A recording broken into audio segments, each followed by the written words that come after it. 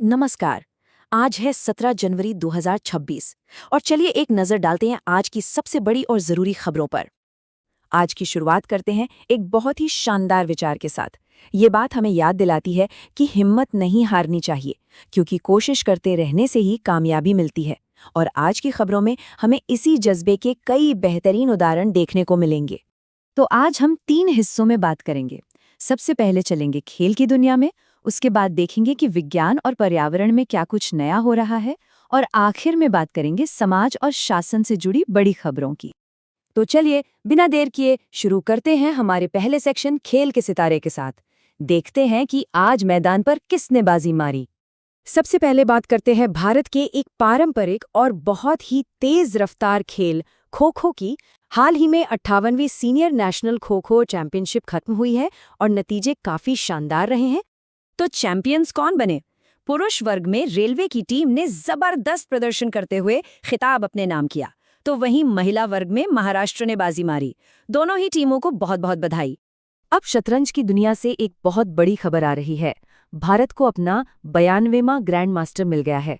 ये भारतीय शतरंज के लिए एक बहुत बड़ा पल है और ये कमाल कर दिखाया है आर्यन वार्ष्णेय ने। ग्रैंड मास्टर बनना किसी भी शतरंज खिलाड़ी का सबसे बड़ा सपना होता है और आर्यन ने अपनी सालों की मेहनत से इसे सच कर दिखाया है। अच्छा, खेल की दुनिया में कुछ और भी बड़ी खबरें हैं। एथलेटिक्स में मुबस्सिना मोहम्मद ने लंबी कूद में गोल्ड मेडल जीतकर इतिहास रच दिया है। और दूसरी तरफ क्रिकेट के लेजेंड महेंद्र सिंह धोनी अब एक नए रोल में नजर आएंगे। उन्हें Pune grand tour cycling event का ब्रांड एम्बेसडर बनाया गया है। चलिए अब खेल के मैदान से आगे बढ़ते हैं और देखते हैं कि विज्ञान और पर्यावरण के मोर्चे पर क्या कुछ चल रहा है। यह हेल्थ सिक्योरिटी के लिहाज से एक बहुत बड़ा कदम है। गुजरात में भारत की पहली सरकारी BSL-4 लैब की नींव रखी गई है। अब आप सोच रहे होंगे कि ये BSL-4 क्या है? तो ये बायोसेफ्टी लेवल 4 की लैब होती है, मतलब सबसे हाई सिक्योरिटी वाली लैब, जहां दुनिया के सबसे खतरनाक वायरस पर रिसर्च की जाती है, ताकि भविष्य में आने वाली महामारियों से लड़ा जा सके। अब बात उस संस्था की जिसकी भविष्यवाणी पर हम सब रोज नजर रखते हैं। ये संस्था आज पूरे 151 साल की हो गई है। जी हाँ, हम बात कर रहे हैं भारतीय मौसम विज्ञान विभाग यानी IMD की। और अपने 151वें स्थापना दिवस पर उन्होंने मौसम की भविष्यवाणी को और भी सटीक बनाने के लिए एक बहुत बड़े प्लान का ऐलान किया है। इस प्लान के तहत दिल्ली, मुंबई, चेन्नई और पुणे जैसे बड़े शहरों में 200 नए ऑटोमेटिक मौसम स्टेशन लगाए जाएंगे। इसका सीधा सा मतलब है कि इन शहरों में रहने वाले लोगों को अब अपने मोहल्ले तक के मौसम की ज्यादा सटीक और रियल टाइम जानकारी मिल पाएगी। अब पर्यावरण से जुड़ी एक दिलचस्प खबर। हाल ही में असोला भट्टी वाइल्ड लाइफ सैंक्चुरी काफी चर्चा में थी। अब सवाल ये है कि ये सैंक्चुरी आखिर है कहाँ? क्या कोई अंदाजा लगा सकता है? अक्सर लोग इसका सही जवाब नहीं दे पाते।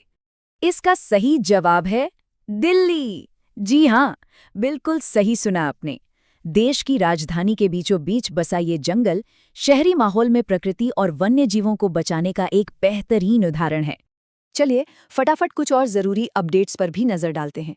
उत्तराखंड के नंदा देवी नेशनल पार्क में आग लगने की एक चिंताजनक खबर आई है। वहीं लद्दाख से ज़ांस्कर नदी कुछ वजहों से चर्चा में है। और अंतरिक्ष से एक बड़ी खबर है, जहां नासा को एक मेडिकल इमरजेंसी के वजह से अपने क्रू 11 मिशन को तय समय से पहले ही धरती पर वापस बुलाना पड़ा। और अब आते हैं हमारे आखिरी सेक्शन पर, समाज और शासन। यहाँ हम देखेंगे कि देश और दुनिया को चलाने वाली नीतियाँ और रिपोर्ट कैसे बदल रही हैं।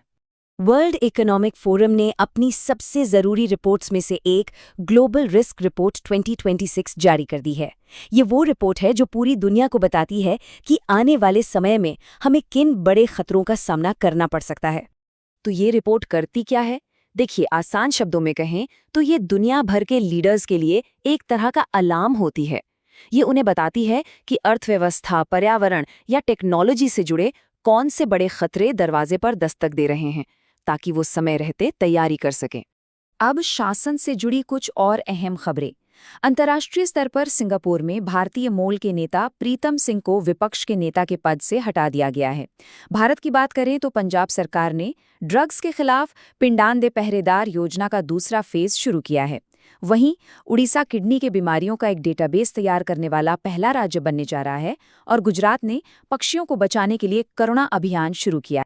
तो आज हमने खेल की दुनिया में जीत से लेकर विज्ञान में तरक्की तक और पर्यावरण की चुनौतियों से लेकर शासन की नई पहलों तक सब कुछ देखा। ये दिखाता है कि हर मोर्चे पर दुनिया कितनी तेजी से बदल रही है। और अब वापस चलते हैं हमारे आज के शुरुआती विचार पर। अगर आखिरी चाबी भी ताला खोल सकती है, तो आज हमने जिन भी चुनौतियों की बात की, चाहे वो पर्यावरण का संकट हो, स्वास्थ्य की परेशानियां हो या सामाजिक समस्याएं, तो सोचने वाली बात यह है कि समाज को अपनी पूरी ताकत सबसे पहले किस ताले को खोलने में लगानी चाहिए। इसी सवाल के साथ आज का ये विश्लेषण यही समाप्त करते हैं। धन्यवाद।